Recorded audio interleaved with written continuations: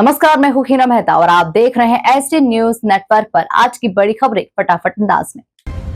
Supreme court ने फांसी की सजा के तरीके पर याचिका खारिज की। जी हां, सुप्रीम कोर्ट ने मौत की सजा में फांसी की मौजूदा व्यवस्था खत्म करने की मांग वाली याचिका खारिज कर दी है। कोर्ट ने कहा कि फिलहाल ऐसा कोई भी ठोस आधार नहीं है जिससे फांसी को असंवैधानिक घोषित किया जा सके।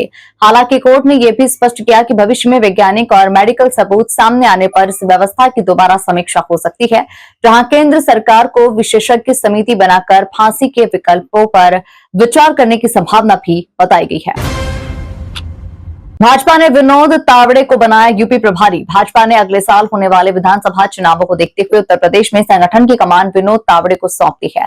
बिहार चुनाव में पार्टी की जीत के दौरान प्रभारी रहे तावड़े अब यूपी की जिम्मेदारी संभालेंगे। उनके साथ जगदीश पटेल को सह प्रभारी बनाया गया है। वहीं पंजाब की जिम्मेदारी सतीश पूनिया और गुजरात का प्रभार तरुण चुग को दिया गया है। अब इन राज्यों में चुनावी रणनीति और संगठन को मजबूत करने पर फोकस रहेगा। संसद मार्च को दिल्ली पुलिस ने बताया गैर कानूनी। 20 जुलाई को हुए संसद मार्च को लेकर दिल्ली पुलिस ने सुप्रीम कोर्ट में अपना पक्ष रखा है।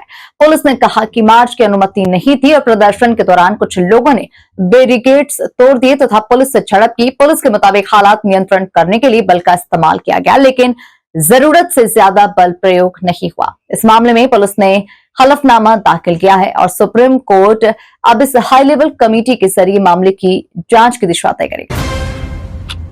ट्रंप ने भारत जैसी फोटो आईडी वाली चुनाव व्यवस्था की वकालत की। अमेरिकी राष्ट्रपति डोनाल्ड ट्रंप ने अमेरिका में चुनाव के दौरान फोटो आईडी अनिवार्य करने की मांग की है। इसके लिए उन्होंने भारत की चुनाव व्यवस्था का उदाहरण दिया है। ट्रंप ने सेव अमेरिका एक्ट को पास कराने की अपील की है, जिसमें वोटर रजिस्ट्रेशन के समय नागरिकता का प्रमाण और मतदान के दौरान फोटो आईडी जरूरी करने का प्रस्ताव है।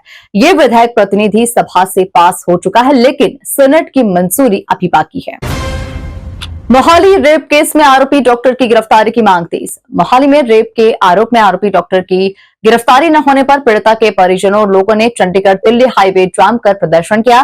परिवार का आरोप है कि एफआईआर दर्ज होने के करीब 1.5 महीने बाद भी आरोपी गिरफ्तार नहीं हुआ है। पुलिस का कहना है कि आरोपी क्लिनिक बंद कर फरार है और उसकी तलाश में छापेमारी की जा रही है। प्रदर्शन के बाद पुलिस ने कार्रवाई का भरोसा दिया, जिसके बाद जाम खोल दिया गया।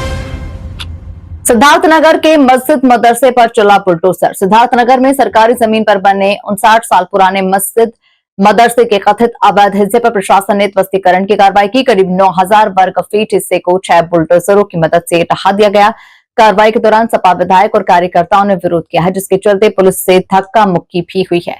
पुलिस ने बैरिकेडिंग कर स्थिति संभाली और करीब 2 घंटे में चिन्हित हिस्से को गिरा दिया। लखनऊ में भारी पुलिस फोर्स के बीच 200 भैंसें हटाई। लखनऊ के पारा इलाके में नगर निगम की टीम पर हमले के बाद प्रशासन ने सख्त कार्रवाई की है। मंगलवार को 3 थानों की पुलिस और एक कंपनी पीएससी के जवानों की मौजूदगी में अवैध डेयरियों के खिलाफ अभियान चलाया गया। 4 मोहल्लों से करीब 200 भैंसें हटाई गई। इससे पहले कार्रवाई के दौरान पुलिस और नगर निगम की टीम पर हमला हुआ था, जिसमें एक दारोगा घायल हुआ था।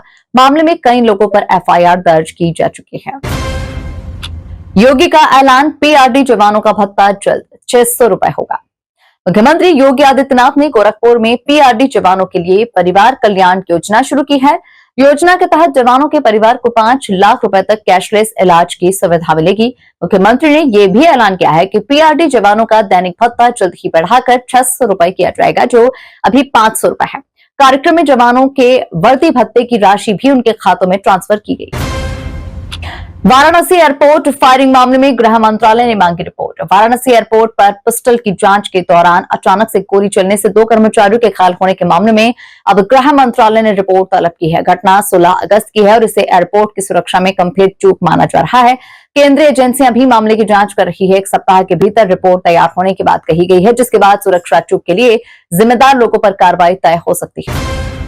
ब्रिटेन पाकिस्तान में दोषी यौन अपराधी को लेकर विवाद। ब्रिटेन और पाकिस्तान के बीच 30 बच्चों के यौन शोषण के दोषी शाबिर अहमद को लेकर विवाद बढ़ गया है। ब्रिटेन उसकी नागरिकता खत्म करने के बाद उसे पाकिस्तान भेजना चाहता है, लेकिन पाकिस्तान उसे स्वीकार करने से इनकार कर रहा है।